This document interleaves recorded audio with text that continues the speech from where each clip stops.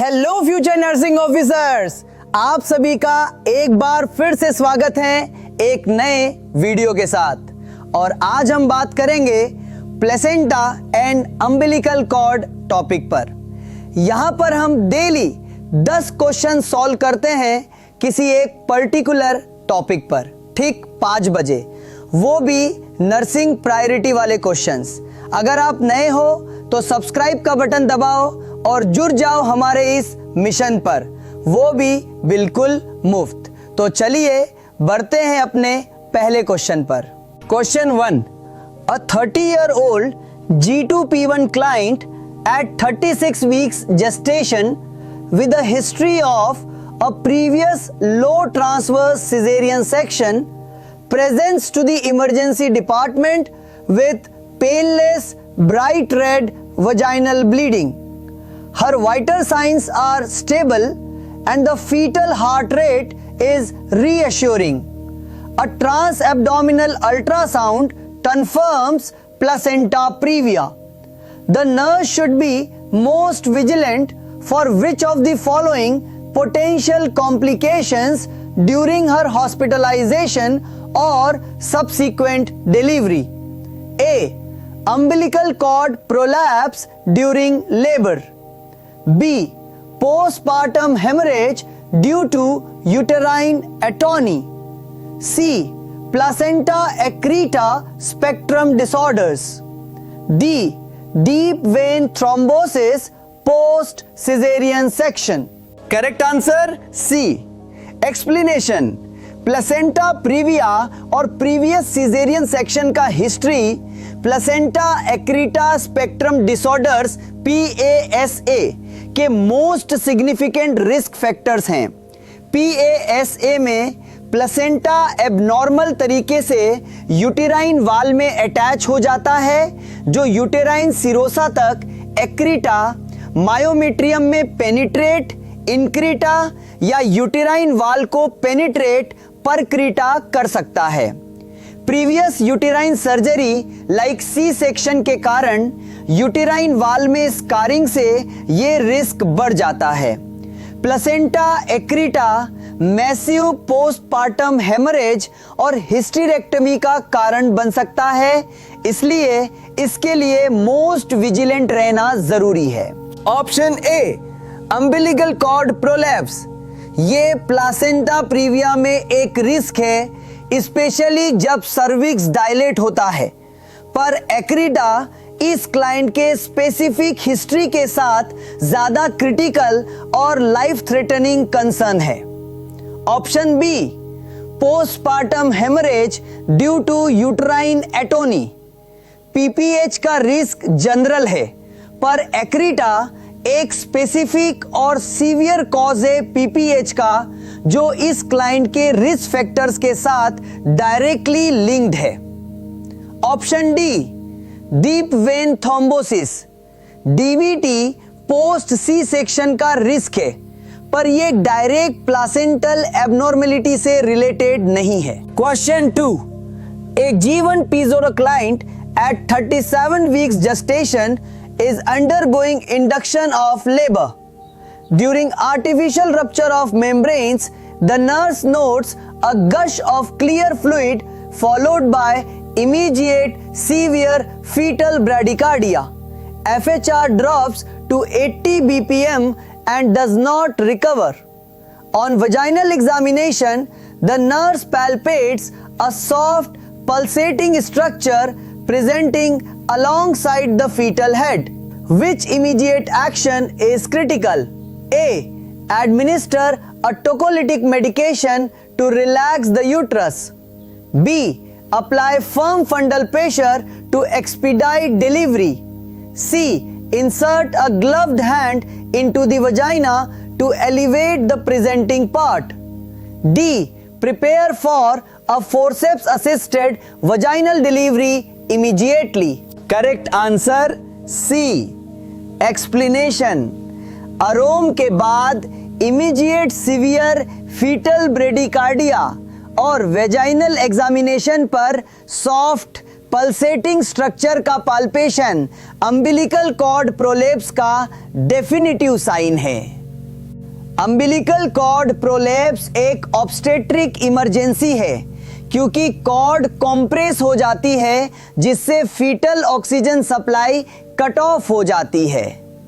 इस सिचुएशन में most immediate critical action है ग्लव्ड हैंड से वजाइना में फीटल प्रेजेंटिंग पार्ट को एलिवेट करना ताकि कॉर्ड कॉम्प्रेशन को रिलीव किया जा सके।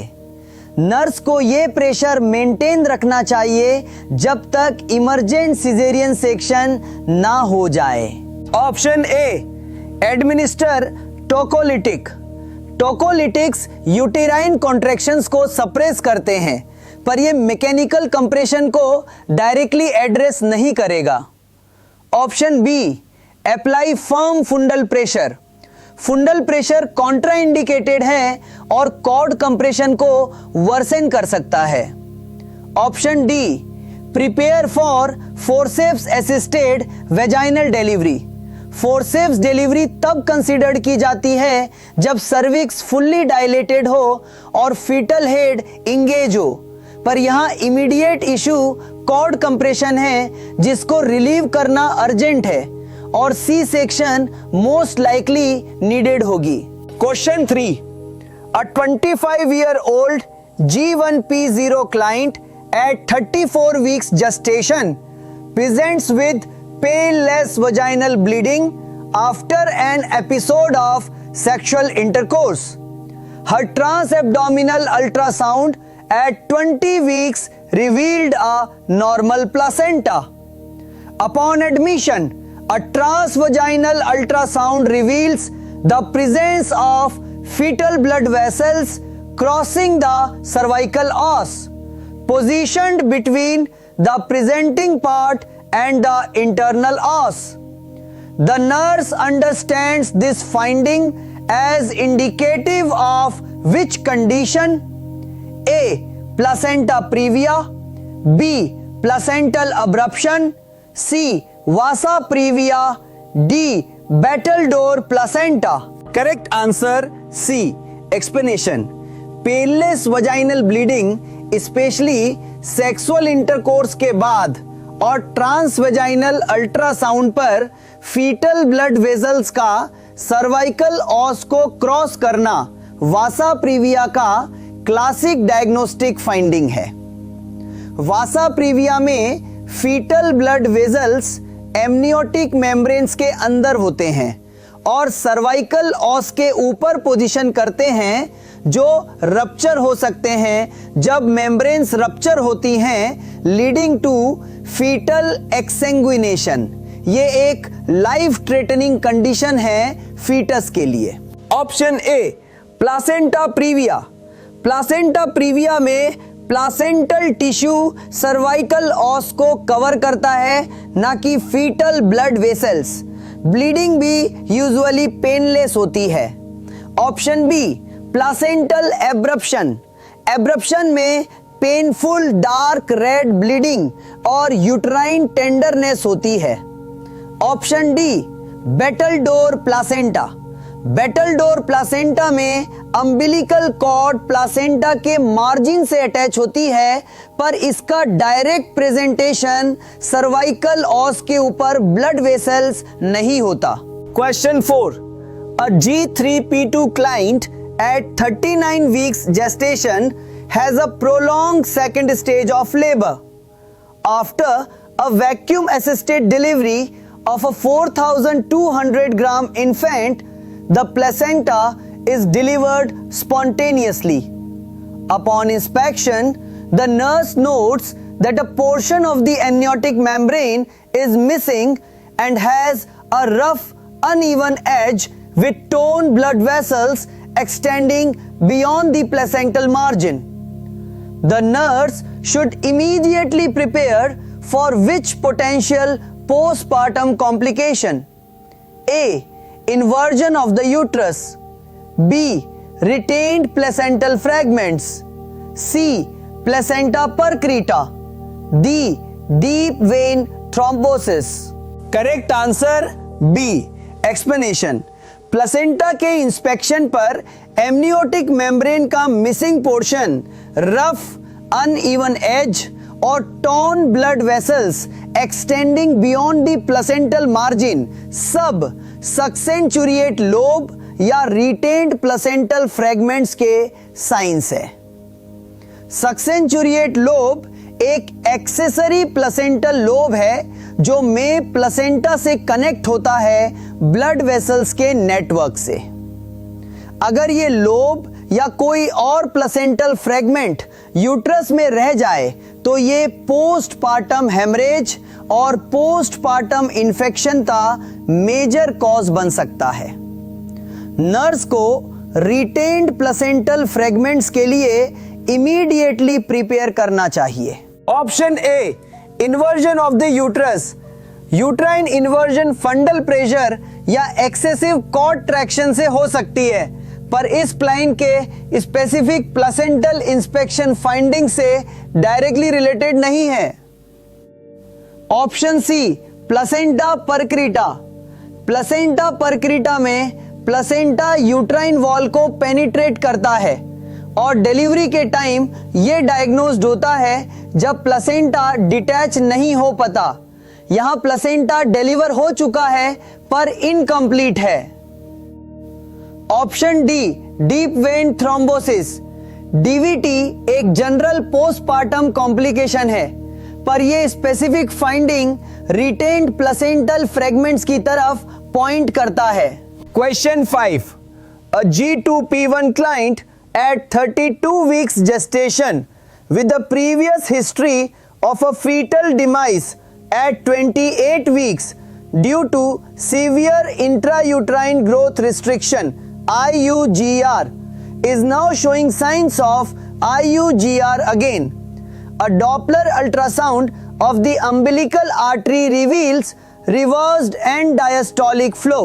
The nurse understands this finding indicates A, optimal placental perfusion and fetal well-being, B, increased umbilical vein resistance leading to fetal hypoxia, C, severely compromised placental function necessitating close monitoring or intervention, D, a transient physiological adaptation by the fetus to reduced oxygen supply.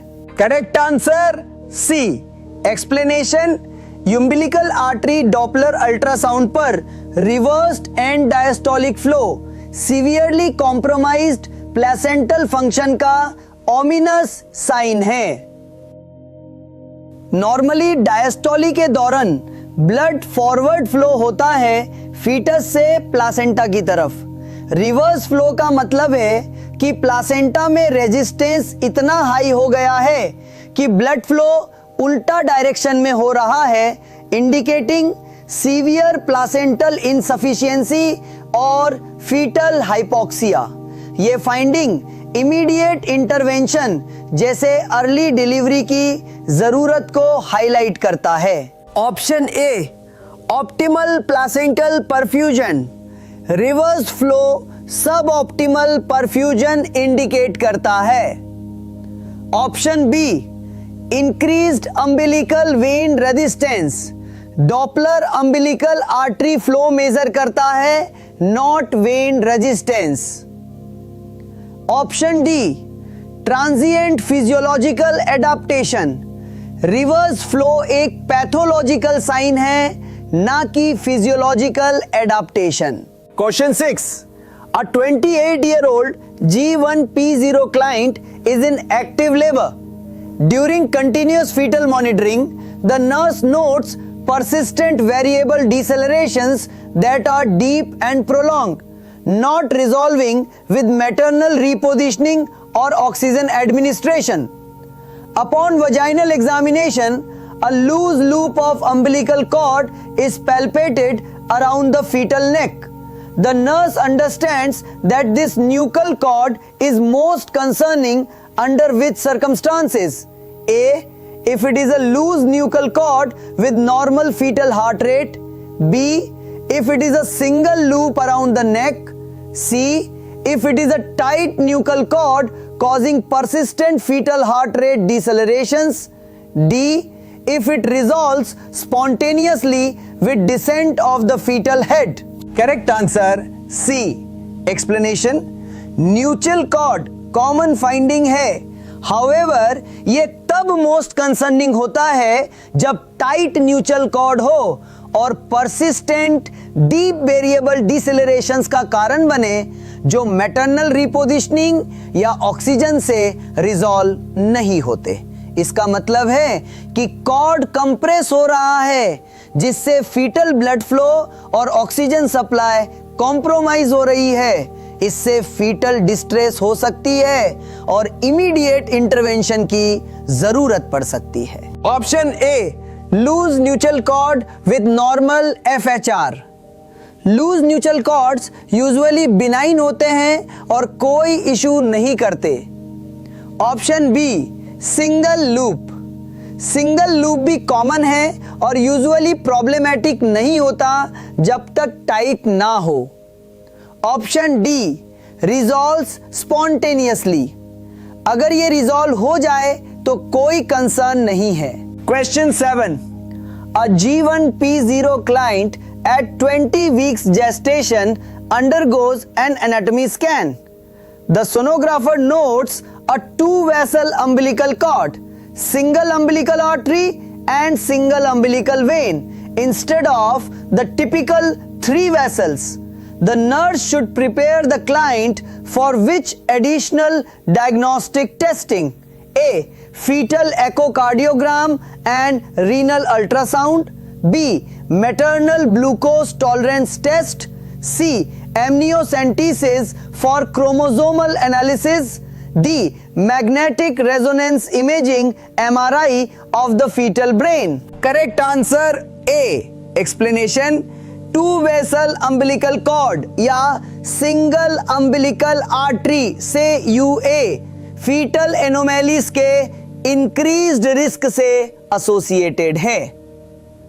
Although बहुत से SUA babies normal होते हैं, इससे cardiac heart defects और renal kidney abnormalities anomalies का risk considerably बढ़ जाता है। इसलिए एडिशनल डायग्नोस्टिक टेस्टिंग में फीटल एकोकार्डियोग्राम हार्ट को एसेस करने के लिए और रीनल अल्ट्रासाउंड किडनीज को एसेस करने के लिए मोस्ट एप्रोप्रिएट हैं। Option B, maternal glucose tolerance test. ये जेस्टेशनल डायबिटीज को स्क्रीन करता है जो SUA से डायरेक्टली लिंक्ड नहीं है। Option C, amniocentesis. Chromosomal abnormalities का रिस्क भी हो सकता है पर कार्डियक और रीनल एनोमेलीज ज्यादा कॉमन है। एमनियोसेंटेसिस तब कंसीडर किया जाता है जब अदर एबनॉर्मेलिटीज भी डिटेक्टेड हों। Option D, MRI of fetal brain. Brain anomalies का रिस्क भी हो सकता है पर कार्डियक और रीनल एनोमेलीज ज्यादा डायरेक्टली लिंक्ड और कॉमन है SUA से।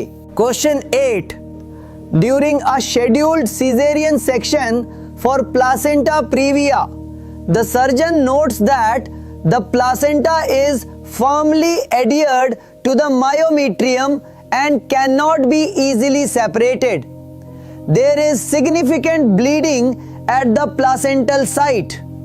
The nurse should anticipate which critical management step? A, manual removal of the placenta with aggressive uterine massage. B, administration of intravenous methyl argonovine to promote uterine contractions. C, preparation for a hysterectomy to control intractable hemorrhage. D, application of a Buckley balloon tamponade to achieve hemostasis. Correct answer C. Explanation: जब placenta myometrium से firmly एडियर्ड हो और easily separate ना हो और significant bleeding हो तो ये placenta accreta spectrum disorder most likely placenta increta या परक्रीटा का इंट्रा ऑपरेटिव डायग्नोसिस है।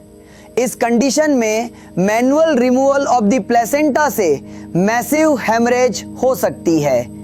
जब ब्लीडिंग इंट्रैक्टेबल हो और कंजर्वेटिव मेजर्स वर्क ना करे तो क्रिटिकल मैनेजमेंट स्टेप हिस्टेरेक्टोमी है to save the mother's life. Option A manual removal, contraindicated due to high risk of haemorrhage. Option B methyl ergonovine, uterotonic medications uterine atony के लिए effective है, पर placenta एक्रीटा में placenta detach नहीं हो रहा, इसलिए कॉन्ट्रैक्शन से ब्लीडिंग कंट्रोल नहीं होगी।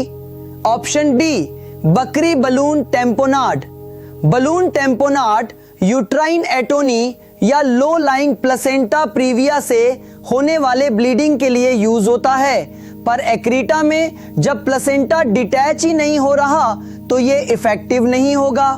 Question 9, a G1 P0 client at 28 weeks gestation presents with persistent generalized edema, proteinuria and a blood pressure of 150/98 mm mercury.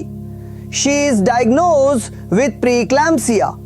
The nurse understands that the underlying pathophysiology of preeclampsia primarily involves which of the following placental abnormalities? A. Placental abruption leading to hypertension. B.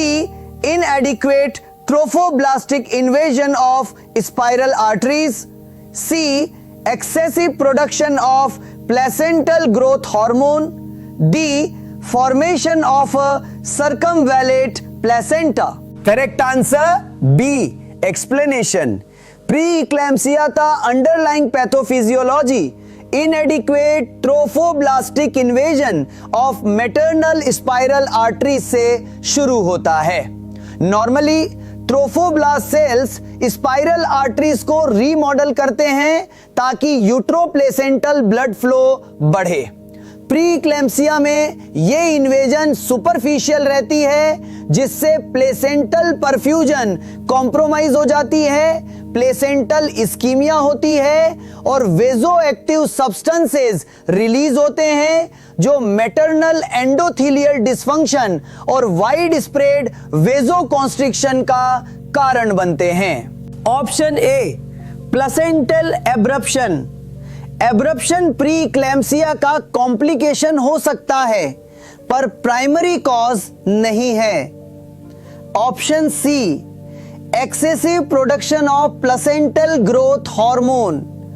While placental hormones play a role, inadequate trophoblastic invasion primary initiating factor है। Option D circumvallate placenta. circumvallate placenta variations में से एक है पर यह pre eclampsia की direct cause नहीं है। Question 10, a client is preparing for a scheduled cesarean section due to a diagnosis of complete placenta previa. During the pre-operative teaching, the nurse explains the increased risk of postpartum hemorrhage. The nurse should emphasize that the primary reason for this increased risk in complete placenta previa is A. The placenta's large size often causes uterine atony. B. The lower uterine segment where the placenta is implanted has fewer muscle fibers to contract effectively. C. The need for an abdominal incision makes uterine massage less effective. D.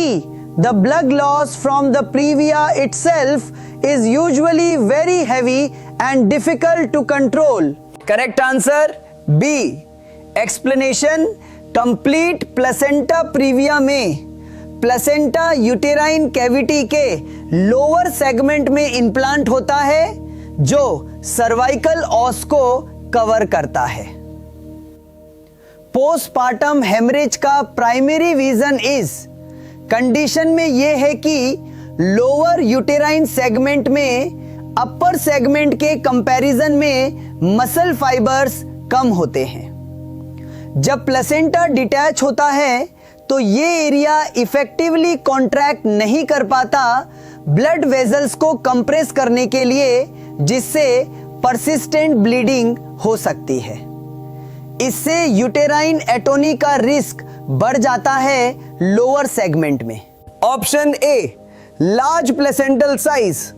While large placenta can contribute, the primary issue is the implantation site.